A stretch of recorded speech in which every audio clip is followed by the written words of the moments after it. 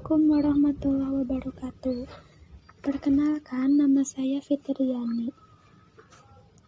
Saya membuat video ini lebih tepatnya untuk belajar bersama-sama dengan teman-teman, dan ini juga sebagai tugas saya. Bismillahirrahmanirrahim. Pada saat ini saya akan menjelaskan tentang adab. Adab berarti kesopanan, kehalusan, dan kebaikan budi pekerti. Beradab berarti sopan dan baik budi bahasanya. Adab juga sering diartikan sebagai tata krama atau sopan santun. Pada saat ini saya akan menjelaskan mengenai adab kepada orang tua. Islam itu adalah agama yang sempurna. Ajarannya meliputi seluruh aktivitas kehidupan manusia. Islam telah menetapkan bahwa semua manusia wajib beradab kepada kedua orang tuanya. Salah satu ayat yang mewajibkan kita untuk beradab kepada orang tua seperti disebutkan oleh Allah dalam surat An-Nisa ayat 36, yang artinya, dan sembahlah Allah dan janganlah kamu mempersekutukannya dengan sesuatu apapun, dan berbuat baiklah kepada kedua orang tua. Dan juga ini adalah bentuk-bentuk adab kepada orang tua. Sesuai dalam surah Al-Isra ayat 13-14 disebutkan bentuk-bentuk adab kepada orang tua diantaranya. 1. Tidak boleh membentak keduanya. Tidak mengatakan kepada keduanya bila salah satu atau kedua-duanya telah lanjut usia. Mengatakan sesuatu kepada keduanya dengan perkataan yang mulia atau lemah lembut. Merendahkan diri ketika berhadapan dengan kedua ibu bapak dengan dasar kasih sayang, dan juga mendoakan keduanya. Memiliki adab kepada orang tua termasuk perkara yang diwajibkan agama, karena ridho Allah itu terletak pada ridho orang tua, dan murka Allah terletak pada murka orang tua. Dan apakah kalian tahu tentang cerita dari Uwais Al-Qarni? Seorang pemuda yang tidak terkenal di bumi, tapi sangat terkenal di langit. Saya akan menceritakan kisahnya. Di pinggiran negeri Yaman, tinggallah seorang pengembala domba bernama Uwais Al-Qarni. Ia terkena penyakit kulit belang-belang di sekujur tubuhnya, sehingga orang-orang sering mengejeknya. Uwais tinggal bersama ibunya yang sudah tua, lumpuh dan sakit-sakitan. Uwais sangat sayang kepada sang ibu. Ia merawat ibunya dengan penuh kesabaran.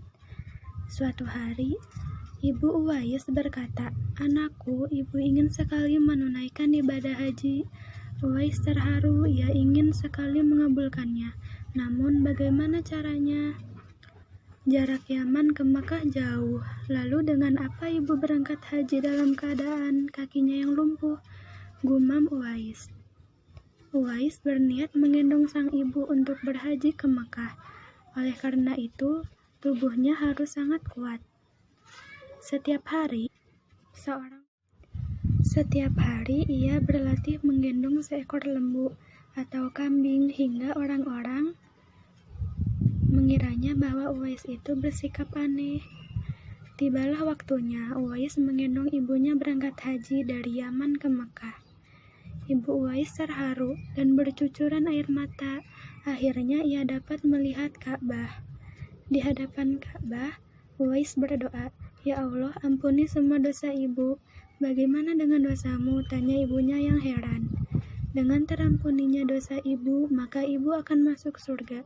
Cukuplah ridho dari ibu yang akan membawaku ke surga," jawab Uwais. Sepulang dari Ka'bah, Uwais seketika sembuh dari penyakit kulitnya.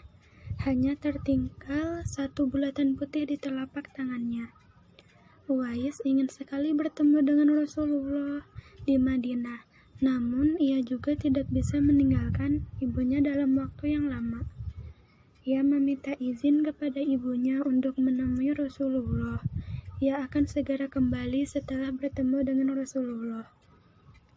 Pergilah anakku, temui Rasulullah, dan segeralah engkau kembali pulang, ujar sang ibu merestui. Uwais bahagia sekali mendengarnya.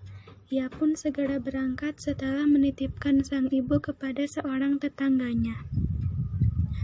Namun sayang, begitu tiba di Madinah, Uwais tidak bertemu dengan Rasulullah. Beliau sedang pergi berperang. Ia hanya bertemu dengan Aisyah, istri Rasulullah.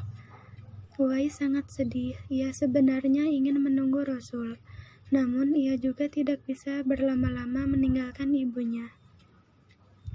Aku harus segera pulang karena ibuku menungguku di rumah. Sampaikan salamku untuk Rasulullah, ya Ummul Mukminin, ujar Uwais kepada Aisyah.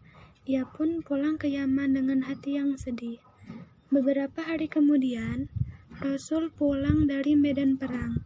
Beliau bertanya, apakah ada seseorang yang mencarinya? Benar ya Rasulullah, beberapa hari yang lalu seseorang dari Yaman datang mencarimu, tapi ia tidak dapat menunggu karena tidak ingin meninggalkan ibunya terlalu lama, jawab Aisyah. Kalau kalian ingin berjumpa dengannya, perhatikanlah ia mempunyai tanda putih di telapak tangannya, ujar Rasul kepada para sahabat suatu hari. Aisyah dan dua sahabat Rasul, Ali dan Umar, tertegun mendengarkan. Suatu ketika apabila kalian bertemu dengannya, mintalah doa dan istighfarnya. Dia adalah penghuni langit, bukan orang bumi, sabda Rasulullah kepada Umar dan Ali. Uwais tidak pernah bertemu Rasulullah hingga Rasul wafat. Meski tidak pernah bertemu, Uwais sangat mencintai Rasul. Begitu juga Rasul mencintai Uwais dan tahu betapa Uwais mulia di sisi Allah Subhanahu wa Ta'ala. Berpuluh-puluh tahun kemudian, Uwais meninggal dunia. Para tetangga yang selama ini memandangnya sebelah mata sangat kaget menyaksikan apa yang terjadi di hari pemakaman Uwais. Saat Uwais hendak dimandikan, tiba-tiba banyak orang tak dikenal saling berebut untuk memandikannya. Orang-orang tak dikenal itu berduyun-duyun datang mensolatkan dan mengantarkan Uwais ke kuburnya.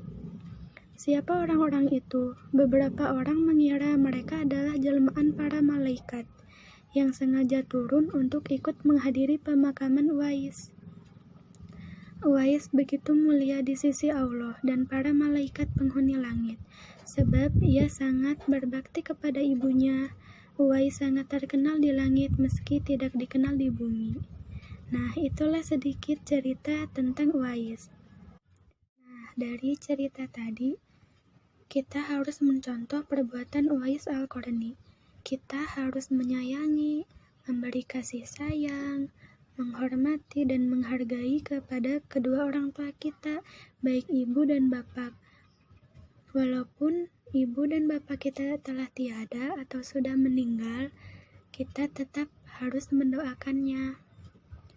Nah, selain beradab kepada orang tua, saya juga akan membahas tentang beradab kepada seorang guru, teman, sahabat, dan juga beradab terhadap diri kita sendiri. Maksudnya beradab di saat kita berada di masjid, beradab ketika makan, dan yang lainnya. Nah, pertama yaitu adab tidur.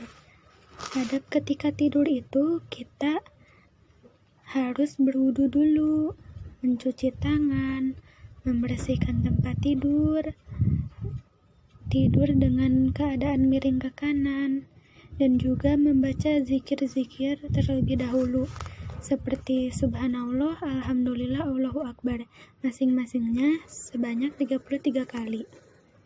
Membaca 3 surat pendek, yaitu Al-Ikhlas 3 kali, Al-Falaq 3 kali, dan An-Nas 3 kali, dan juga membaca ayat kursi. Setelah itu, membaca doa tidur. Ada berteman. Sebagai seorang teman, kita itu harus saling berbagi, menjauhi yang dinamakan dengan ghibah. berpenampilan dengan berwajah ceria, saling memaafkan, tidak sombong kepada teman, tidak berbisik-bisik saat bertiga, tidak mengejek. Dan di sini ada adab bertamu. Saat kita bertamu atau mengunjungi rumah sesama teman, sahabat, ataupun orang lain, kita harus mengucapkan salam. Tapi jika sudah diucapkan salam lebih dari 3 kali, kita disunahkan untuk meninggalkan rumah itu. Dan adabnya diantaranya mengetuk pintu dengan pelan, berjabat tangan ketika bertemu. Jika diminta pulang, maka hendaklah pulang. Dan jika ditanya siapa, maka jawabnya dengan nama yang jelas. Dan di sini ada doa untuk orang yang memberi hidangan kepada seorang tamu. Adab di masjid. Berdoa saat masuk dan keluar masjid, berpakaian yang bagus, tapi jangan tabaruj. Sholat tahiyatul masjid lebih diutamakan ya. Masuk masjid dengan kaki kanan, keluar masjid dengan kaki kiri. Di dalam masjid itu kita tidak boleh ribut, karena masjid itu adalah tempat ibadah. Dan juga tidak berjual beli di area masjid. Dan yang terakhir ini adalah adab makan. Sebagai seorang muslim, kita diwajibkan untuk memakan makanan yang halal. Kita tidak boleh mencela makanan jika makanan itu tidak enak.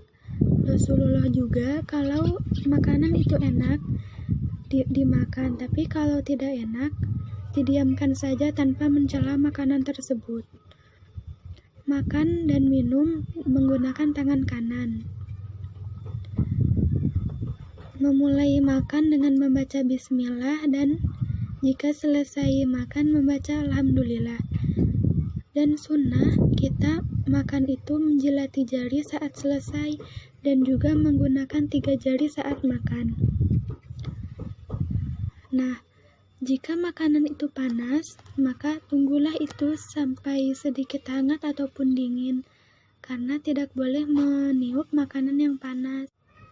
Dan di sini ada beberapa soal untuk kalian kerjakan. Silahkan dikerjakan dengan melihat dan mendengar penjelasan yang tadi sudah dijelaskan. Alhamdulillah, sekian penjelasan mengenai adab dari saya. Semoga bermanfaat untuk kalian semua dan semoga kita bersama-sama bisa mengamalkannya. Assalamualaikum warahmatullahi wabarakatuh.